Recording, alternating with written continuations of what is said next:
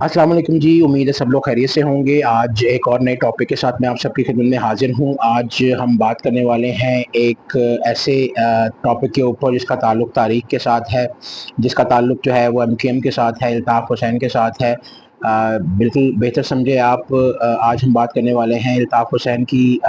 MQM के rise और fall के ऊपर। किस तरह से जो है एक शख्स जो है अपना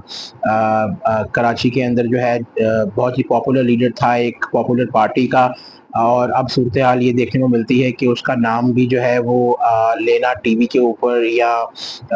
किसी भी प्लेटफॉर्म के ऊपर बैंड है। और आप उसका नाम नहीं ले सकते। किसी ज़माने के अंदर जो कराची था उसके हर चप्पे चप्पे पे अल्ताफ़ हुसैन साहब जो हैं वो छाए हुए थे, और हर जगह पे उनके पोस्टर्स देखने को मिलते थे। लेकिन अब जो है वो कराची की सूरत हाल बहुत ज़्यादा डिफरेंट है। एमक्यूएम के टूटने के बाद और उसके उसके ज़वाल के बाद जो है अब कहीं भी आपको उनका नाम सुनाई नहीं देता। लेकिन इस सब पे बात करेंगे। वीडियो में आगे बढ़ने से पहले मैं आपसे रिक्वेस्ट करना चाहूँगा कि आप प्लीज़ वीडियो को एंड तक देखिएगा और मेरे चैनल को सब्सक्राइब करें, लाइक करें, कमेंट करें, शेयर करें, ताकि एंगेजमेंट बढ़े और मुझे मोटिवेशन मिले to make good content for you. अगर हम बात करें अल्ताफ़ हुसैन की पर्सनल जर्नी के ऊपर या उनकी पॉलिटिकल जर्नी के ऊपर या उनके पॉलिटिकल एक्टिविज्म के ऊपर या उनके सियासी कैरियर के ऊपर, तो आपको ये जानने से पहले ये जानना बहुत ज़रूरी है कि कराची की सूरत हाल या सिंध की बिलखसूस सूरत हाल जो है उनके राइज से पहले किस तरह की थी। बहुत सारे कमेंटेटर्स ये बताते हैं और रिसर्चर्स ये बताती हैं कि सिंध के अंदर जो है वो कई लाख की तादाद में मुहाजिरीन जो हैं वो मौजूद थे, और ये मुहाजिरीन जो हैं वो हिजरत करके आए थे यूपी से, बिहार से। बात को कॉन्सेप्चुलाइज करना कुछ लोगों के लिए थोड़ा मुश्किल है कि जो मुहाजिर कम्युनिटी थी पहले की, अब तो खैर उनके हालात काफ़ी मुश्किल हैं और उसमें काफ़ी परेशानियां उनको देखने को मिलती हैं, लेकिन ऐसा पहले से नहीं था। मुहाजिर कम्युनिटी जो है वो अपना अगर मैं आपको बताता चलूँ कि वो जो है काफ़ी खुशहाल थी, काफ़ी उसमें लिटरेसी रेट हाई था, और बहुत ज़्यादा एजुकेटेड लोग इस कम्युनिटी से निकले हैं। अब अगर मैं बात करूं लिटरेसी रेट का, जो कि 1947 से पहले और उसके बाद जो है सिंध में पाया जाता था, उसके अंदर जो है मुहाजिर कम्युनिटी का अगर आप लिटरेसी रेट देखें तो वो these people were way ahead of any other ethnic group. और उसकी रीज़न ये थी कि इनका पहले से इन लोगों का बैकग्राउंड जो है वो एंटरप्रेन्योरशिप के अंदर या ब्यूरोक्रेसी के अंदर या जो एडमिनिस्ट्रेटिव सेक्टर है उसके अंदर बहुत ज़्यादा ये स्किलफुल लोग थे। और इनफैक्ट बहुत सारे लोग ये भी कहते हैं कि these people after the independence उन्होंने जो है ब्यूरोक्रेसी का जो 33% हिस्सा है वो ऑक्यूपाई किया हुआ था इस मुहाजिर कम्युनिटी ने। और चूंकि ये इन लोगों में लिटरेसी रेट और एंटरप्रेन्योरशिप और एडमिनिस्ट्रेटिव स्किल्स जो हैं वो बाकी लोगों से बहुत ज़्यादा थी, इसलिए इनको जो है वो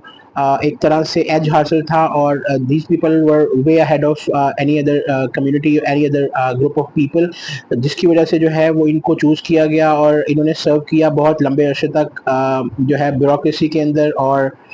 इम्पॉर्टेंट पोजीशंस के अंदर, ताकि जो है वो मुल्क के हालात में एक तरह से डेवलप हो सकें। तमाम सिनेरियो के अंदर सबसे इम्पॉर्टेंट और इंटरेस्टिंग बात यह है कि मुहाजिर कम्युनिटी जो है उसका बैकग्राउंड जो है एंटरप्रेन्योरशिप के अंदर तो था ही, इसके अलावा जो प्राइवेट सेक्टर है उसके अंदर भी बहुत सारी एंटरप्राइजेस को वो ओन करते थे, और उनका जो शुमार है वो एक तरह से तगड़े किस्म के लोगों में होता था। इसके अलावा अगर आप दीगर शोबों की बात करें, जैसे फ़ौज का जो इदारा है उसके अंदर जो है वो सिंधीज़ की कंट्रीब्यूशन इतनी नहीं रही,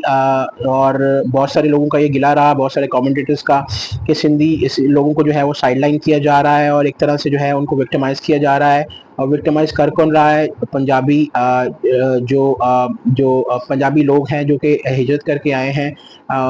इंडिया से, वो लोग जो है एक तरह से विक्टिमाइज कर रहे हैं सिंधीज़ को और उनको जो है उनका ड्यू राइट नहीं दे रहे। मुहाजिर कम्युनिटी के लोग जो हैं, इंटेलेक्चुअल्स जो हैं, जो कमेंटेटर्स हैं, उनका ये भी तनकीद जो है वो बहुत जायज़ है कि जब 60s के अंदर जो है वन यूनिट सिस्टम इंट्रोड्यूस हुआ तो उन्होंने ये गिला किया कि हमारी जो एक तरह से साख है उस पर नुकसान پہنچ رہا ہے، اس کو نقصان پہنچ رہا ہے، اور ہم جو ہے ایک طرح سے سائڈ لائن کیے جا رہے ہیں، اور ہمیں انہوں نے یہ فیل کیا کہ ان کو بہت نقصان ہو رہا ہے اس سے. لیکن جب 70s کے اندر جو ہے ذوالفقار علی بھٹو کی حکومت آتی ہے تو وہ ایک طرح سے کوٹا سسٹم کو انٹروڈیوس کرواتے ہیں to regain some trust. لیکن اس میں بھی جو ہے وہ مہاجر کمیونٹی کا گلہ جو ہے وہ بدستور جاری رہتا ہے، اور وہ یہ کہتے ہیں کہ جو ذوالفقار علی بھٹو ہیں وہ صرف اور صرف اپنا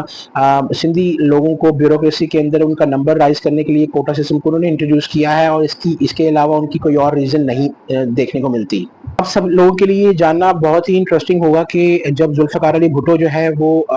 ان کو ایک طرح سے تختہ دار پہ لٹکا دیا جاتا ہے، اور ضیاء الحق جو ہے وہ ملک کے اوپر قابض ہوتا ہے، تو وہ بھٹو کے جو کوٹا سسٹم ہے اس کو زیادہ ایکسٹینڈ کر دیتا ہے، جس کی وجہ سے جو ہے وہ بہت زیادہ فلوئنگ دیکھنے کو ملتا ہے مہاجر کمیونٹی کا. اسپیشلی پنجابی لوگ اور پشتون بہت زیادہ تعداد کے اندر جو ہیں وہ ہجرت کر کے وہاں پہ کراچی میں آتے ہیں، اور یہ سب ساری کمیونٹی جو ہے یہ فیل کرتی ہے کہ ان کو ایک طرح سے جو ہے وہ حقوق نہیں دیے جا رہے، ان کو سائڈ لائن کیا جا رہا ہے، اور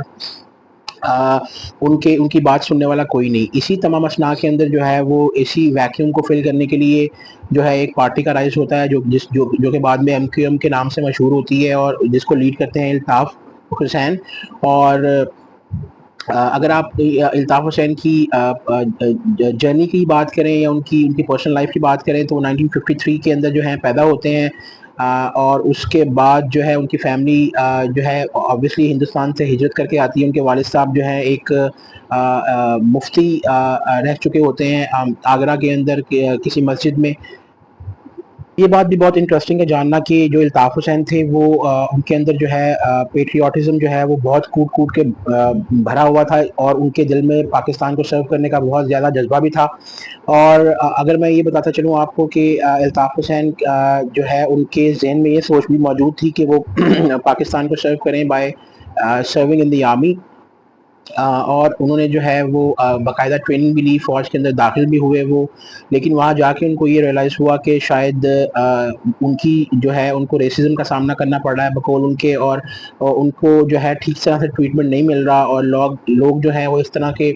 کامنٹ پاس کر رہے ہیں کہ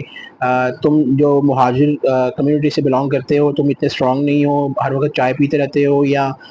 you are not fit for the job. تو اس طرح کا بہت زیادہ ریسزم ان کو دیکھنے کو ملا، اور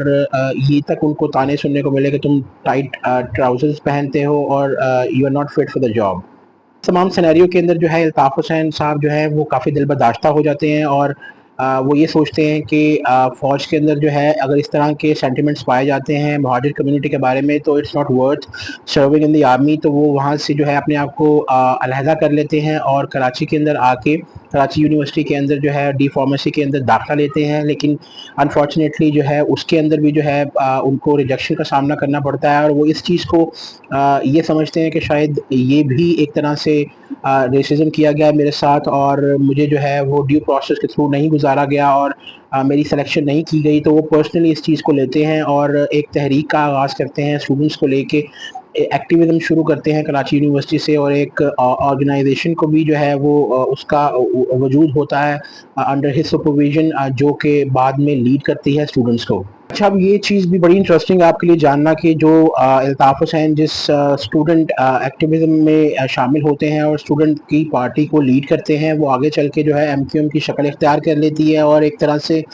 الطاف حسین کا جو فگر ہے وہ ایک کلٹ فگر بن جاتا ہے، اور لوگ ان کی ایک جس طرح کسی کی پوجا کی جا رہی ہو اس طرح سے ان کو دیکھتے ہیں. ان کی تاج پوشی بھی کی جاتی ہے ان کی برتھ ڈیز کے اوپر بڑی میسو قسم کی. اس کے علاوہ لوگ جو ہیں وہ اپنے آپ کو ان کو یہ سمجھتے ہیں الطاف حسین کو یہ کہ یہ ایک طرح سے ہمارے سمپیتھائزر ہیں. اور دوسری بات میں آپ کو یہ بتاتا چلوں کہ جو ایم کیو ایم ہے وہ وقت کے ساتھ ساتھ جو ہے وہ ایک بہت بڑی پارٹی میں تبدیل ہوتی ہے، اور ان کے کلیشز جو ہیں وہ جو اسلامک اسٹوڈنٹ جو پارٹیز ہیں ان کے ساتھ بھی ہوتے ہیں کراچی یونیورسٹی کے اندر، اور جس کے اندر جو ہے وہ